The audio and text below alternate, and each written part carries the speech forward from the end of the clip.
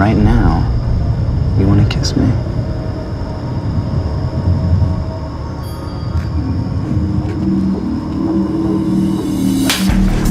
What the hell?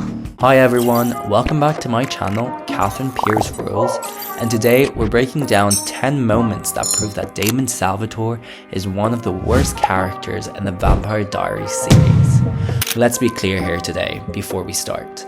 This is not a Damon is misunderstood kind of video, and this is not a he's a morally grey character type of defense, and this is definitely not he's so hot it's okay type of argument. Today we're talking about Damon Salvatore's abuse, manipulation and violence, and how the Vampire Diaries constantly excuses it, romanticizes it and rewards it. So let's get into it. Here we are with number 10, Damon killing Bonnie's grams. Oh, she passed away? Oh. Alright. So as we know, Damon forces Bonnie Bennett to open the tomb in which he believes Katherine Pierce is stuck in. What did you do? Opening the door didn't remove the seal, it just opened the door. What's the seal? Some seals keep vampires from entering. This one keeps them from coming out.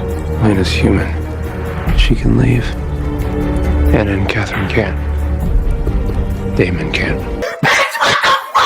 Planning on breaking the spell, were you? I told you.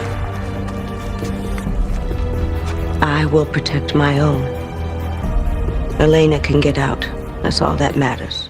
He threatens her, he threatens her loved ones, he coerces a teenager with a spell far beyond her ability. Because Bonnie can't survive the spell alone, her grandmother, Sheila Bennett, is forced to step in and help her. The magic is too strong for Sheila and it ends up killing her. And Damon shows no real remorse, takes no responsibility and moves on when Katherine isn't found in the tomb, only focusing on his pain and not how he affects others. Bonnie loses her grandmother because of Damon's obsession. Number 9. Damon hating Stefan for being a vampire. Got what you wanted, you and me, for all eternity. But hear this, brother. I will make it an eternity of misery for you. I'm going to count to 10, text my therapist, and try and have a great day. As we know, Damon punishes Stefan for a century because Katherine loved Stefan more. Not because Stefan chose that, he didn't even choose to become a vampire. Damon refuses to accept Katherine's rejection and he redirects his rage onto his brother instead of Katherine herself. So how do we see that? We see that he sabotages Stefan's relationship. He forces him to drink blood in situations where we know Stefan is recovering from his substance abuse of human blood, which led to the Ripper of Monterey in 1912, and he's always ruining Stefan's chances of happiness. Damon creates a century of abuse over a wounded pride in which Stefan really didn't have anything to do with. It came down to the fact that Damon was not the only brother Katherine turned into a vampire. So really, this is just projection. Number 8. Damon's objectification of Elena from Katherine. Damon spends 150 years obsessed with Katherine Pierce. Then he finds out she'd never truly loved him. Instead of processing that, he transfers that obsession directly onto Elena.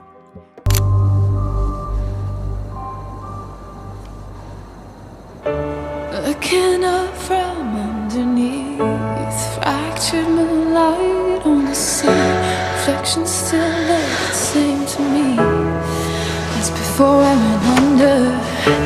And it's peaceful in the deep cathedral where you cannot breathe. No need to pray, no need to speak. Now I'm under, oh, and it's breaking over me. Closing my eyes down to the seabed. Found the place to rest my head. Never let me go, never let me go. In the arms of the ocean, I carry you. A girl that looks exactly like Katherine. That's not fate, that's projection. He doesn't love Elena for who she is, he loves what she represents. She has Katherine's face, but without Katherine's projection. And he tries to reshape her into someone who will endlessly forgive him for all his missteps. So essentially, he's looking for a more tamed version of Katherine that will accept any version of him and therefore will never be rejected again like Katherine rejected him. Number 7. Vicky Donovan. As we know, Damon turns Vicky into a vampire for sport. You don't have one hint of self-esteem. None. I think I know what can help you. What's that?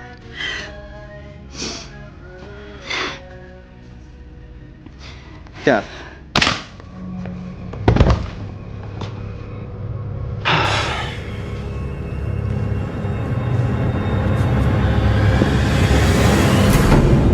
Vicky Donovan isn't turned because she chooses it. She is turned because Damon was bored.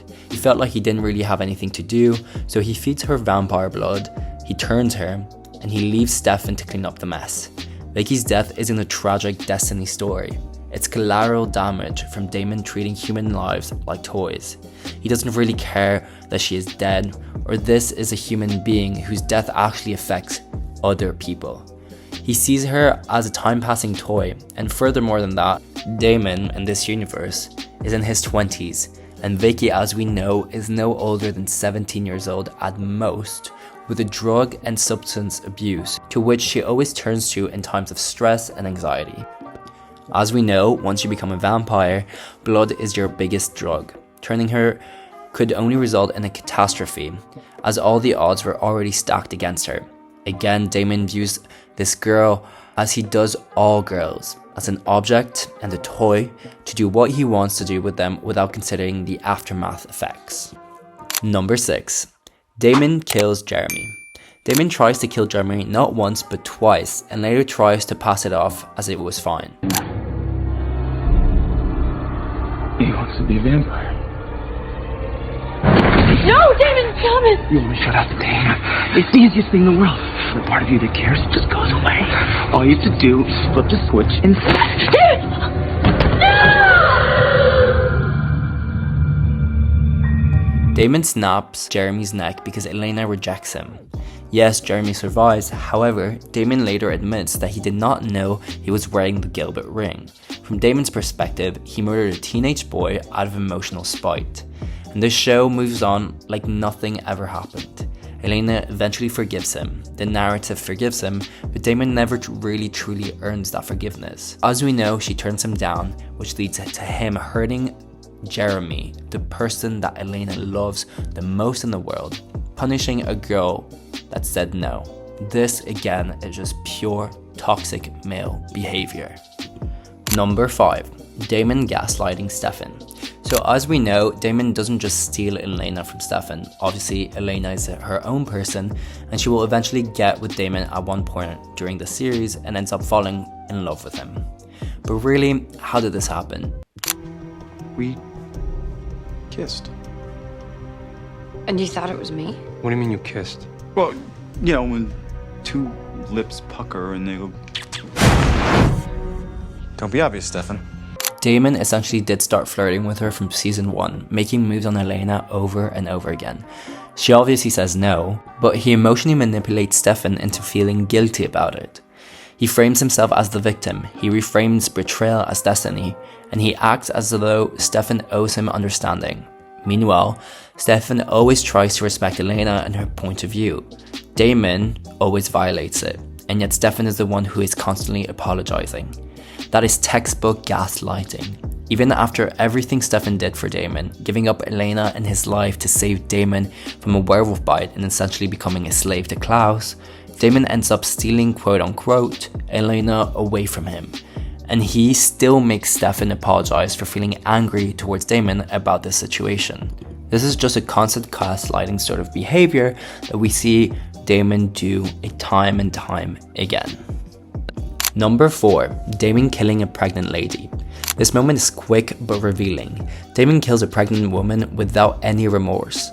No provocation, no justification, no consequence. It'll take you an eternity to pay me back.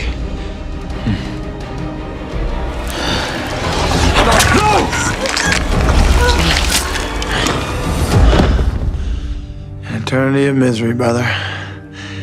Just like I promised.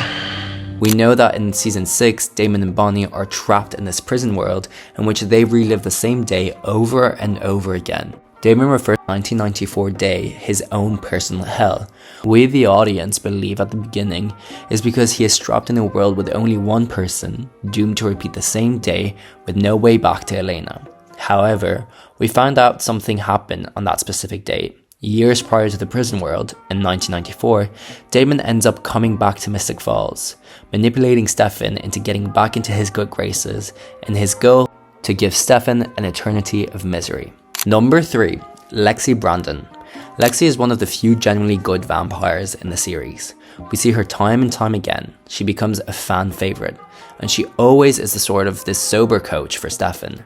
She helps him stay sober off of human blood, she protects him, and she supports him over and as over, we know, ends up time they see each other throughout the necessity. But according to him, it was self-defense. He murders Lexi to make himself look innocent in a situation where he truly didn't need Lexi dying to absolve him of suspicion. His plan was again to hurt Stefan and advance his own agenda. He kills his brother's best friend without hesitation on Stefan's birthday, and the show truly barely mourns her. They do bring her back in flashbacks, giving us, the audience, the opportunity to fall in love with her. But really, there's only one time where Stefan really makes Damon remember Lexi and remember what he did to her. Number 2. Damon's abuse of Caroline. In season 1, Damon sexually abuses Caroline Forbes. This is just a fact. When we look back at it, we see that he compels her. He feeds on her, he isolates her, and he uses her body while stripping away her ability to consent. I remember how you manipulated me. You pushed me around, abused me, erased my memories, fed on me. There is no consent involved. Caroline is under a manipulation of supernatural means, true, but in which she cannot say no. And that shows that at the end of the day, Damon took away the voice of this girl. Again, not woman, this 16-year-old girl.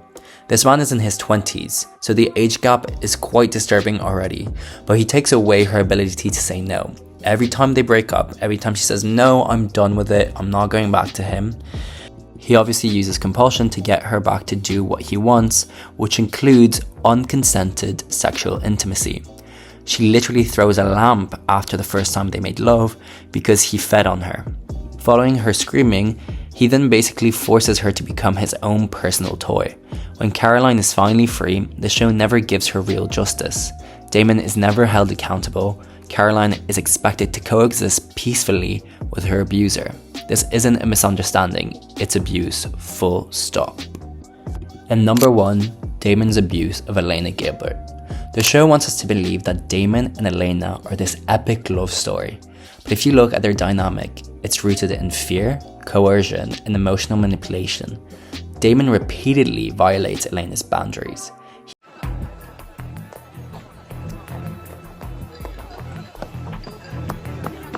There is something seriously wrong with you. You stay away from Caroline or I will go straight to her mother, the sheriff.